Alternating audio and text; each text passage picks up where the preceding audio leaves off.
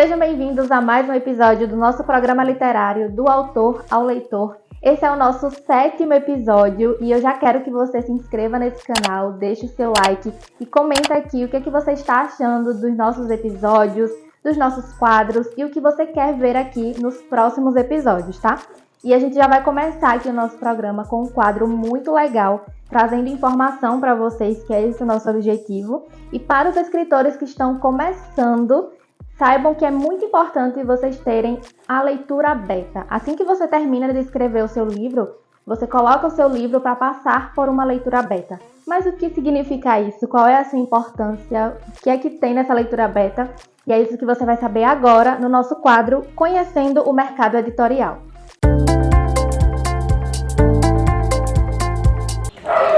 Olá pessoas, tudo certo? Aqui quem fala é a Mai. Eu vim falar com vocês hoje sobre leitura beta e por que isso é tão importante.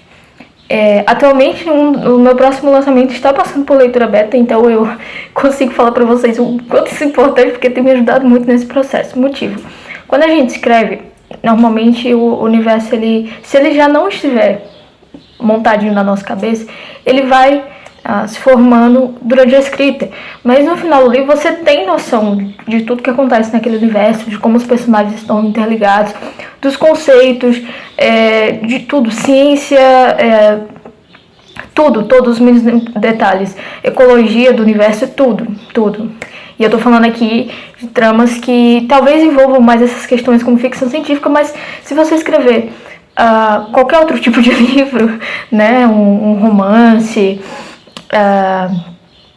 um conto sobre alguma questão do cotidiano, enfim, qualquer coisa, na sua cabeça a história vai ser montada, mas o leitor vai estar conhecendo aquilo pela primeira vez. Então, talvez, e vou dar o exemplo, por exemplo, do meu livro atual, tem muitos conceitos, tem muitas questões a serem respondidas, é um livro de ficção científica cyberpunk, então tem muita coisa sobre o universo do livro, da história, né, que precisa ser explicado para o leitor, para ele entender como é que funciona. E, às vezes, na nossa cabeça o negócio está bem explicado, mas é porque a gente já sabe, né? E o leitor, quando ele tiver contato com a história, ele pode fazer algumas perguntas que você acabou não respondendo porque para você já está na sua cabeça, né? Então, a leitura beta vai te ajudar a identificar isso, né? Identificar o que não está bem explicado.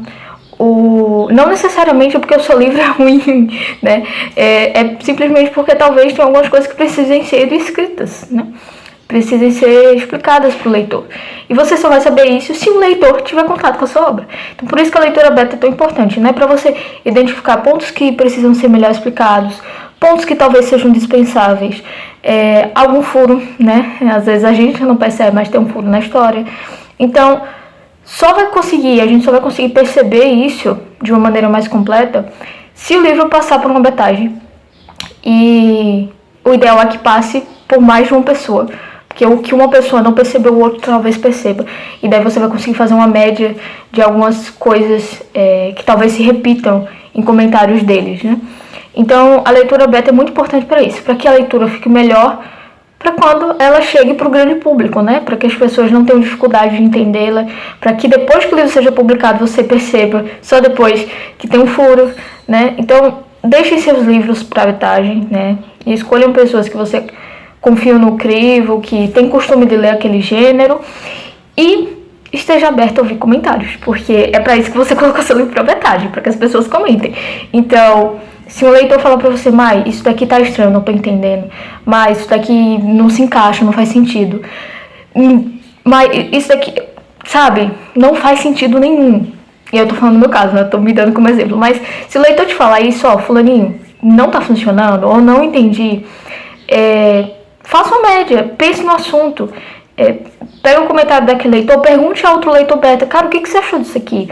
Esteja aberto a comentários, né? Para isso que a leitura beta funciona. Se a gente fosse colocar o livro para betagem e não fosse para servir de nada, não se colocaria para betagem. Então esteja aberto a comentários, tá bom? Mentinha aberta não quer dizer que você é um escritor ruim, de forma alguma. Toda obra, de maneira geral, precisa ser refinada, então esteja aberto a isso. É isso. E aí, anotaram? Já sabem agora a importância de ter uma leitura beta. Então, se você está nessa fase de finalizar a sua escrita, a sua história, procura uma leitura beta. Tá aí já uma indicação, a Maísa é maravilhosa. E temos outros tipos de leitura também, onde o nosso livro passa depois que a gente termina de escrever. E nos próximos episódios eu vou trazer para vocês mais sobre isso, tá? Agora vamos para o nosso próximo quadro, que é Dicas dos Leitores. Hoje vocês vão saber como fazer para absorver melhor a sua leitura. Porque a gente que lê vários livros ao mesmo tempo, vários gêneros literários, nem tudo a gente consegue absorver, né? Mas tem algumas técnicas, alguns truques, onde a gente consegue absorver um pouco mais, absorver melhor. Vamos conferir? Olá pessoal, sejam muito bem-vindos a esse vídeo. Estou aqui participando do quadro a convite da Monique para falar sobre como é minha forma de leitura, como é minha forma de fixar conteúdo a partir dos livros. Ao longo da vida eu já experimentei ler de formas diferentes, o que me permitiu me testar e me conhecer sobre as formas com que eu mais absorvo.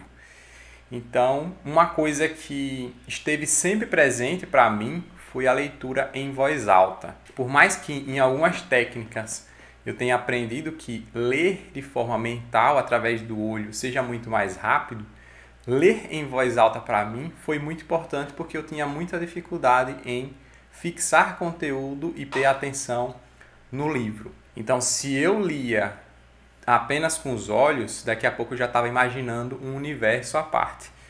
Ler em voz alta foi algo que me permitiu tanto fixar melhor, como prestar atenção e, além disso, fez trabalhar de forma indireta a minha dicção. Essa foi uma forma. Uma outra forma que eu gostei muito foi ouvir livros. Ouvir audiobooks também fez com que eu aprendesse, absorvesse o conteúdo de um livro de forma muito mais rápida, já que eu sou auditivo.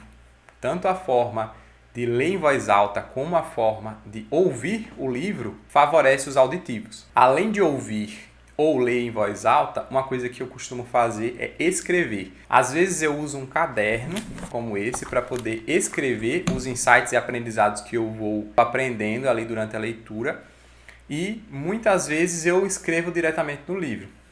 No início eu era um pouco resistente com a escrita direta no livro, porque eu entendia que o livro era uma entidade que não poderia ser maculada.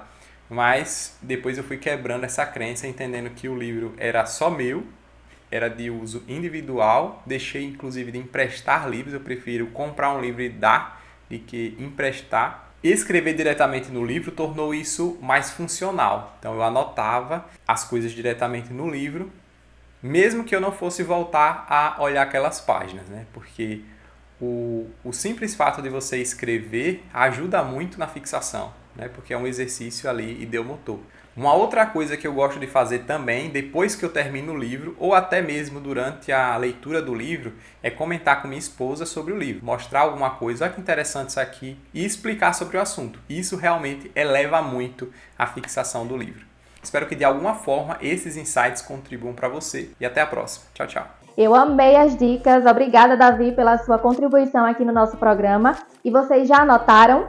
Olha, eu sempre falo aqui que para assistir o nosso programa literário tem que ser com o quê? Papel e caneta na mão, para você anotar todas as dicas e poder aplicar depois. A ideia aqui é que a gente traga essa informação, esse entretenimento, para que vocês possam colocar em prática mesmo e se desenvolver, tanto enquanto leitor, como autor também, tá? Vamos para o nosso próximo quadro aqui, onde a gente vai conhecer os gêneros e subgêneros literários. E hoje a gente vai falar de romance, tá? No nosso primeiro episódio do programa, a gente trouxe romance também, alguns subgêneros de romance. Se você não assistiu, vou deixar aqui o link para vocês assistirem os outros episódios. Mas hoje a gente vai falar de romance policial e romance de formação. Quais são as características? Como é que a gente consegue identificar que é um subgênero do romance? Vamos conferir então no nosso quadro Gêneros e Subgêneros Literários. Olá, eu sou Luciana Dignoni, escritora de ficção policial, sou autora de 6 livros, todos protagonizados por mulheres, e hoje quero contar para você o que é um romance policial. O romance policial é um subgênero da literatura ficcional que se concentra em crimes e investigações e tem como objetivo principal desvendar um mistério e revelar a identidade de um criminoso. No geral, é apreciado por leitores que buscam histórias cheias de suspense, mistérios e intrigas, envolvendo-os em uma trama cativante e desafiando-os a desvendar o enigma junto com o protagonista. A partir de uma trama central, o enredo se desenrola em torno da investigação do crime. Geralmente é liderada por um detetive que busca encontrar pistas, interrogar suspeitos e juntar as peças do quebra-cabeça para solucionar o mistério. Os romances policiais contam com elementos chaves como a construção de um suspense, personagens complexos, reviravoltas, pistas ao longo da narrativa, além de um desfecho revelador que responde a todas as perguntas e esclarece o mistério. Existem várias subcategorias dentro do romance policial, como o noir, o thriller psicológico, jurídico, médico, cozy mystery, e cada um deles tem suas próprias características, mas todos têm um mistério a ser revelado. Um detetive que pode ser profissional ou amador, suspense dando ritmo na narrativa, pistas que farão um quebra-cabeça, personagens secundários que integram a lista de suspeitos e principalmente o desfecho revelador, o impensado, o famoso plot twist. Porém, é fundamental que o autor crie uma solução convincente, plausível, sem tirar coelhos de cartola, porque soluções irreais frustram os leitores e prejudicam a qualidade da obra. Olá pessoal, tudo bom? Eu me chamo Rafael Coutinho, sou autor de O Garoto Chamado Tony Louco e Onde Está o Tony Louco. Esse livro em breve terá uma trilogia, um terceiro livro, que vai fechar o romance de formação. Eu escrevo romance de formação.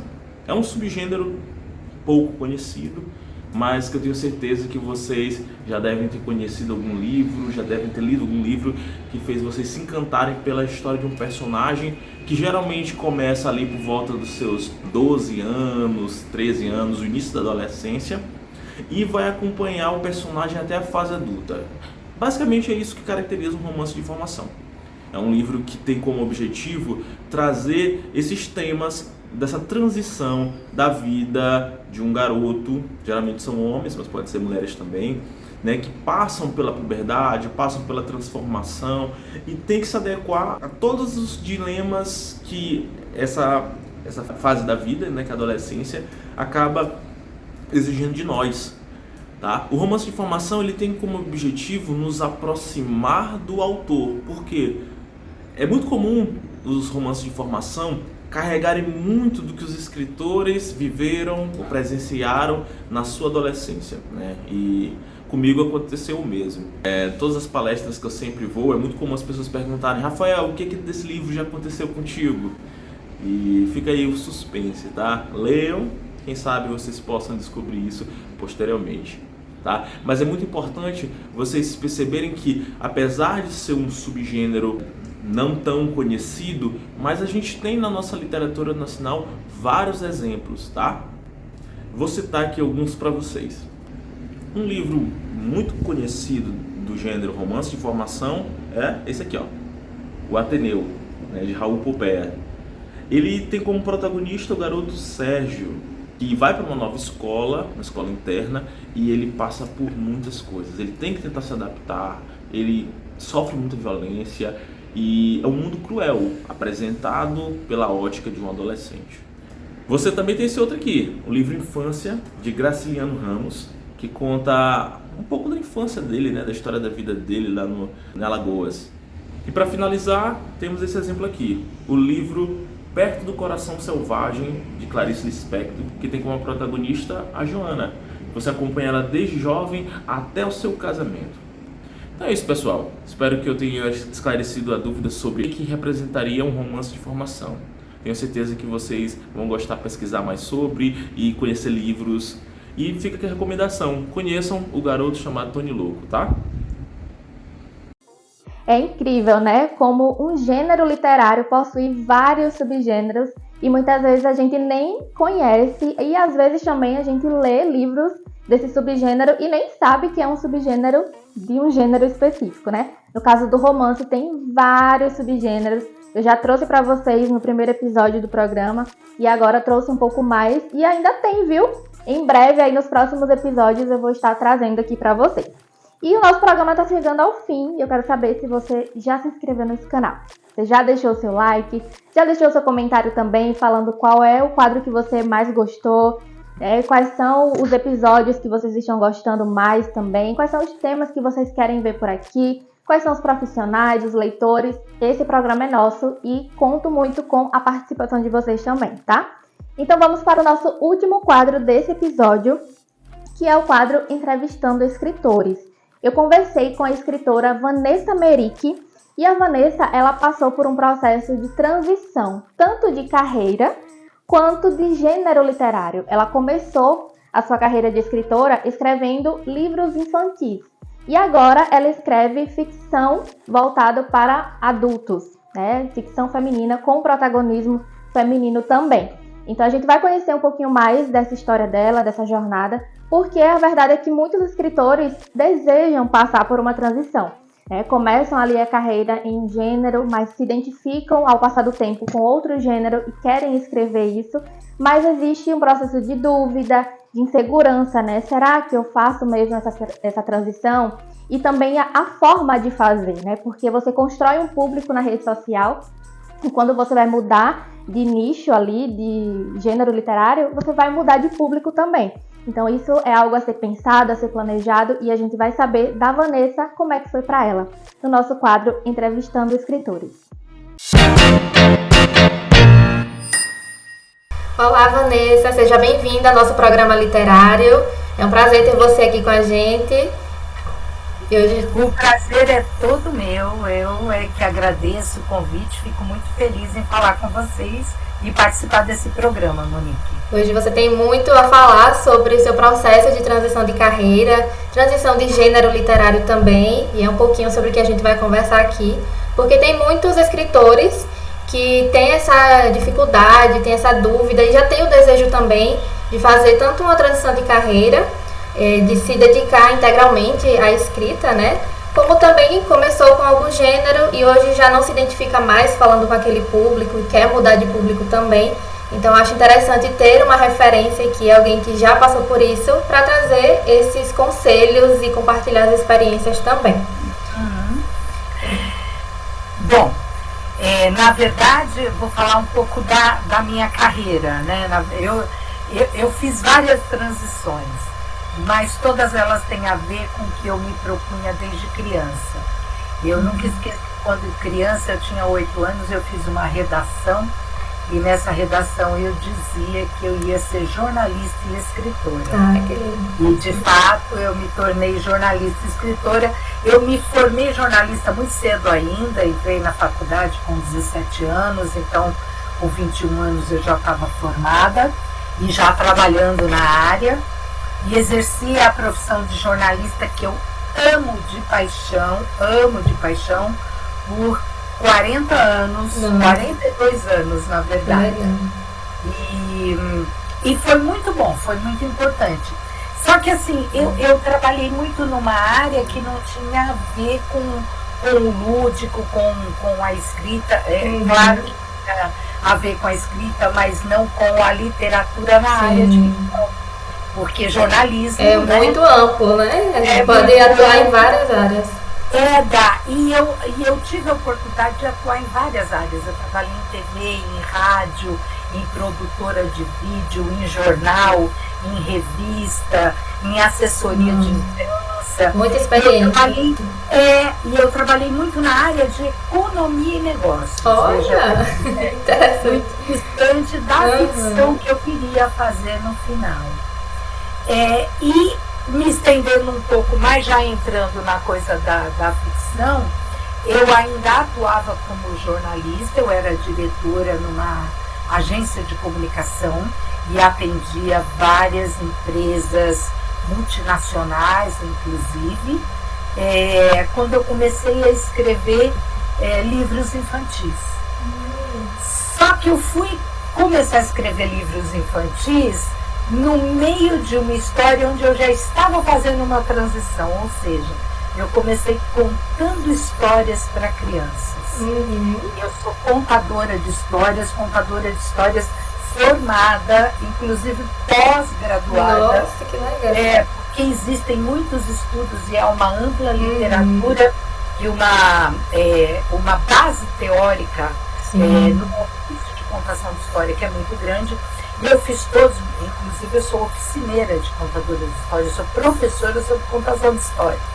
E eu contava histórias para criança, em hospitais, como voluntária, e daí eu já fui começando a ser contratada por bibliotecas, por feiras literárias, por diversos eventos literários, enfim. E de contar histórias para criança, para escrever histórias para criança, foi um salto. Salto que também exigiu muito estudo e muita preparação, mas foi um salto. Que legal. E como foi esse processo para você, né, de transição de carreira? Você estava em uma área totalmente diferente ali, e como surgiu esse desejo? Eu vou contar a história para crianças. Já tinha o projeto e você se interessou, ou foi algo que você foi atrás? Olha, não, na verdade não tinha projeto e eu nem sabia que isso era possível. Aconteceu uma coisa na minha vida particular muito, muito triste. E foi o gatilho para que eu começasse a me apresentar como voluntária em hospitais e contar para crianças. Isso me ajudou muito a superar uma fase de tristeza, para enfrentar uma tragédia familiar que tinha acontecido. Só que foi maravilhoso, porque as crianças, a gente ia contar a história achando que ia ajudar as crianças, na verdade são as crianças. Então, essa devolutiva. Só que para fazer isso tudo exige mesmo muitos estudos, né? Muitos estudos. É claro que a gente tem o contador de histórias, que é aquela avó que senta com os netos e conta do jeito dela. Hoje eu sou assim, eu sou essa avó que senta e conta do meu jeito. Mas eu optei por me preparar. E quando eu comecei a me preparar, ou seja, estudar os clássicos infantis, né, estudar a literatura infantil contemporânea, que é riquíssima e tal, começou a me dar vontade de escrever. E aí sim eu comecei a me planejar. E foi muito bacana, porque eu escrevi, olha, eu tenho publicados, não estão todos aqui, mas eu tenho publicado 15 livros infantis, assim, dos mais diferentes temas, aí contando histórias em bibliotecas e escolas, porque daí as escolas começaram a adotar. Eu tenho vários desses livros adotados. Esse daqui, por exemplo, é um livro que eu amo, ele é adotado em várias escolas. Esse aqui também. Então, tendo livros adotados, este também, tendo livros adotados, eu ia para as escolas e contava história para as crianças. E nesse contato com as crianças da escola, já era assim, um contato num ambiente diferente, não era mais um ambiente de dor, não era mais um ambiente hospitalar, de medo, era um ambiente lúdico de uma contadora de histórias e de uma escritora que estava ali para conversar com as crianças. Eu comecei a perceber diversas coisas que elas me solicitavam. E aí já vou para o terceiro momento da minha transição, porque foi nesse período de trabalho com as escolas e de dar oficinas para professoras que eu comecei a falar muito com mulheres. Neste momento. Então veio nesse momento, ainda lá dentro da literatura infantil. Dentro da literatura infantil. E eu ainda estava trabalhando como jornalista. Nossa, conciliando tudo. E aí, conversando com mulheres, e também comecei a contar histórias para o público mais idoso, aí como voluntária também. E aí eu percebia uma outra solicitação, uma outra vontade de falar. Eu comecei a perceber um universo feminino que tinha tudo engasgado. Então, às vezes eu ia com um conto para passar para a mulherada, porque a gente começou a fazer alguns encontros assim, e aquilo era como um botão. Era você olhar e falar, e aí, tudo bem? Para aquela mulher soltar a vida inteira dela.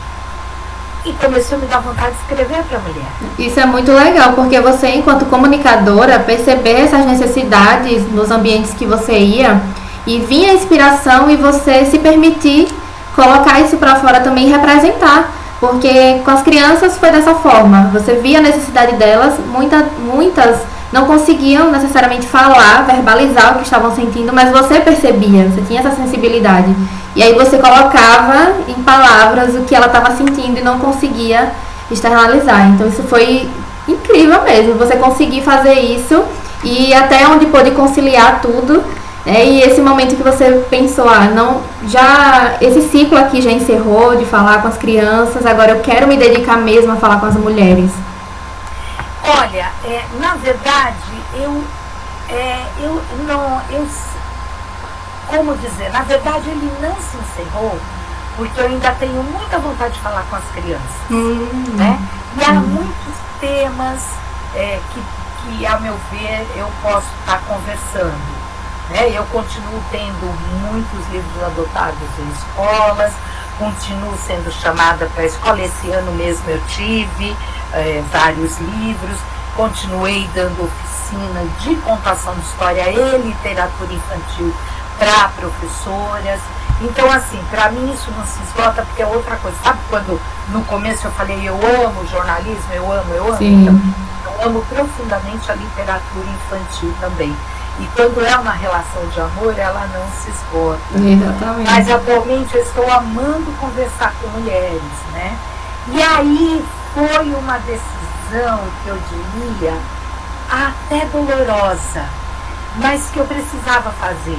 Sim. Sabe quando você fala assim, eu quero tanto escrever contos para mulheres, porque eu tenho sentido tantas coisas, né?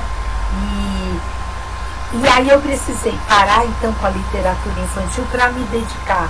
Foi uma pausa, na verdade, né? Não foi um ciclo que você fechou definitivo. Na verdade, eu sou virginiana, né? Daquela eu tudo planejado. E quando foge assim do meu controle ou daquilo que eu estou pensando, é uma coisa que me incomoda profundamente. Se incomoda, a coisa não... Precisa priorizar o que está pulsando mais. Exatamente. Boa, Monique, a palavra é pulsar. Então começou a pulsar. Então aconteceu uma coisa interessante. Deixa eu te mostrar aqui 2 livros. Eu comecei a escrever alguns contos e para mim foi bem interessante, mas foram esses contos que acabaram perfeito. O livro Marias. E o Marias são contos para mulheres, né? Sim. E são contos sobre mulheres. Impossível não se identificar com alguma das Marias. Todas somos Marias. Você sabe que eu estou sempre encontrando alguém que fala isso, que sempre tem alguma Maria e tal. Enfim, para mim foi maravilhoso escrever o Marias. Depois do Marias eu escrevi um romance que também tem protagonismo feminino. Esse romance já está sendo avaliado por uma editora, mas aí a editora, a 8,5, que lançou o Marias comigo, me contratou para escrever este aqui, que é sobre uma mulher que coincidentemente chama-se Vanessa, e é a biografia desta menina. Eu digo menina porque ela tem idade para ser minha filha, e aliás eu tenho uma filha da idade dela, e ela tem uma história de vida maravilhosa e muito forte. E aí a editora me contratou para escrever a vida dela, a biografia dela. Ela é marisqueira em Maceió, em Alagoas. Eu fui até lá, nós estivemos por vários dias juntas e eu consegui conhecer boa parte das pessoas que passam pela vida dela. E aí me deu assim muita vontade. E aí tem um outro dado, porque nesse processo todo eu já tinha desenvolvido um projeto chamado Ler e Ouvir Mulheres. Porque aí eu comecei a estudar literatura feminina. Você vê como eu sou feminina. Tudo eu vou estudar, tudo eu vou... Mas é realmente isso, é um processo, porque se você vai falar, se compromete a falar de algo, você precisa ter propriedade sobre aquilo, porque você impacta muitas pessoas. Acredito nisso também, Monique, acredito. E não dá para você impactar uma pessoa sem ter conhecimento de causa. E estudando a literatura produzida por, para e sobre mulheres, eu fui descobrir uma porção de coisas, né? Então, assim, o quanto era importante falar sobre a literatura produzida por mulheres. Porque por mais que a gente acredite que as escritoras estão sendo reconhecidas, a história nos mostra que passou muito tempo para que isso acontecesse. Sim. Então, no projeto Ler e Ouvir Mulheres, eu trabalho uma série de ações, entre elas uma newsletter que você também conhece, que é Isso Não É Coisa, de Mulherzinha. Exato. E qual foi o maior desafio, assim, para você nesse processo de transição? Ou seja, escrevendo a literatura infantil e a literatura adulta também, você tem as suas diferenças, os seus estudos que você precisou fazer, se dedicar, mas o maior desafio que você pontuaria dessa transição? Enfrentar o mercado. O mercado é muito complicado, o Brasil tem pouquíssimo investimento em livros, e aí é um mercado extremamente inflacionado, se bem que as coisas estão melhorando, porque há várias possibilidades, né? Hoje em dia as feiras literárias estão crescendo, as produções independentes, as pequenas editoras, a gente vai conseguindo fazer as coisas. Então, a gente tenha condições de crescer, mas há muito caminho ainda. Então, foi o meu maior desafio. Me tornar uma escritora conhecida foi um grande desafio. Há muito caminho ainda, não me sinto conhecida, preciso caminhar muito nesse sentido, participar de muitas coisas, escrever muito mais, e esse é um trabalho diário, porque o trabalho do editor, do escritor, de todo mundo nessa cadeia produtiva é muito grande. Não para, né? Um passo a cada dia mesmo. E você teve uma recepção muito boa do público, né? As pessoas que já te conheciam por você fazer as contações, que aí tinha as crianças, mas também tinha os adultos, que foi o que te inspirou a escrever ficção adulta. E também todo esse trabalho que você fez de antecipação, assim, de falar com o seu público, de saber se comunicar, permitiu que o seu primeiro lançamento, aí, o Marias, ele alcançasse uma posição muito boa na Amazon, 6º lugar em contos no dia do lançamento.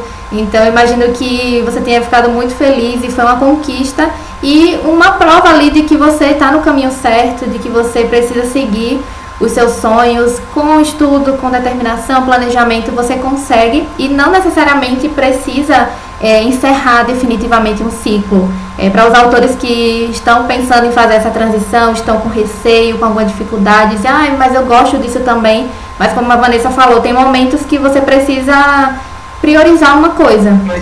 Então, quando você está certo disso, a gente falou aqui sobre o pulsar, né? O que pulsa mais no seu coração agora? Então, decida por isso, se dedique, porque tudo é um trabalho. Então, talvez se a Vanessa continuasse tentando equilibrar tudo, ela não iria dar o seu melhor em nenhum deles, né? Então, ela soube fazer isso, né? Tomou uma decisão sábia e alcançou um resultado muito positivo. Então, eu queria que você falasse um pouco sobre isso, sobre esse seu processo de organização, de preparação do seu público também para receber esse seu lançamento. Olha, para começar, né, eu precisei ter parceiros, e você entre eles, que me ajudassem com isso, né? Porque essa transição foi importante e eu precisava dizer isso, né? E aí, quando eu comecei a dizer, eu precisei usar redes sociais, eu precisei conversar, eu precisei, no caso do Marias, planejar, fazer mentoria, montar um projeto de lançamento. Ele tinha que vir. Gente, não se trata só de estar como editor e pensar na capa, nos textos, na revisão, não é só isso, né? Existe muita coisa por trás disso que não aparece, Só fica nos bastidores. Fica nos bastidores e demanda muito tempo, né? E esse planejamento foi importante, porque hoje eu percebo que dia a dia eu vejo pessoas. Antes, quando o Marias foi lançado, eu até conhecia muitas das pessoas que haviam adquirido Marias. Isso mostra a importância de todo o seu trabalho, de participação em eventos, em feiras, tudo que você puder estar presente, porque isso vai se propagando. E uma pessoa que lê o livro, ela vai indicar para outra pessoa, porque uma leitura que nos marca muito não pode ficar só pra gente sempre vai indicar para alguém.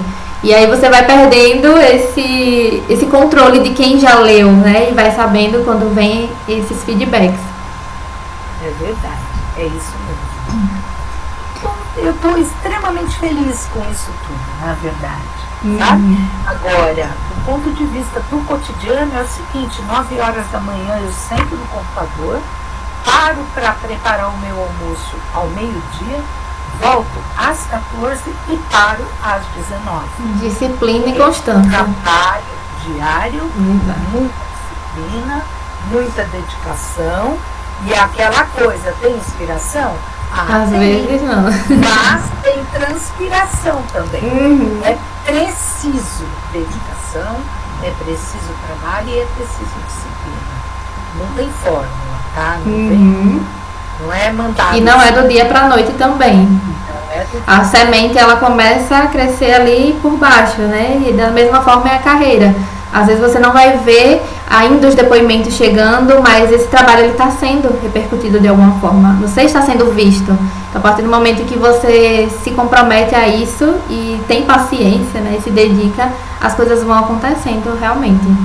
É verdade, é verdade. E eu espero que seja daqui para frente cada vez mais. Com certeza. Vanessa, eu desejo muito sucesso para você. Sou fã desse livro, você sabe, eu já li. Né, recomendo também, acho que você é muito talentosa, muito dedicada em tudo que você faz. Isso é nítido de ver na sua escrita, o quanto tem uma sensibilidade e uma preocupação ali com o seu leitor. E independente do que você fizer, você vai fazer bem feito, eu tenho certeza disso. Obrigada! Tomara que você goste dos próximos. Com certeza. Aí na E foram ótimos conselhos aqui para vocês, escritores que estão passando ou vão passar em algum momento, estão aí pensando sobre isso, sobre essa transição de carreira. Fica aí a experiência da Vanessa para vocês e esses ensinamentos que ela nos passou. Muito obrigada. Leiam. E divulguem, né? Compartilhem. Com certeza. Vou deixar suas redes sociais aqui na descrição do programa, tá? Vou deixar a newsletter também. Isso não é coisa de mulherzinha, para que vocês possam conferir todas as edições, a rede social dela, o livro Marias também e os outros, caso vocês queiram conferir. Vanessa, muito obrigada mais uma vez. Obrigada a você. Obrigada, Monique. Tchau. Obrigada pela atenção. Beijos a todos. Que demais, hein, gente? Então fica aí essa experiência da Vanessa pra gente ter como inspiração para quando chegar esse momento de fazer uma transição, seja de gênero literário como de carreira também. Vocês saberem que sim, é possível, que tem seus desafios, mas que vale a pena quando é isso que você realmente quer. Então, nosso programa chega ao fim agora. Foi muito bom estar mais uma vez aqui com vocês no nosso 7º episódio. E eu quero saber se vocês já assistiram todos. Se vocês ainda não assistiram, vai lá, tira um dia, um horário para maratonar os nossos 7 episódios desse programa, tá? Eu espero você, então, no nosso próximo programa. Um beijo, tchau, tchau!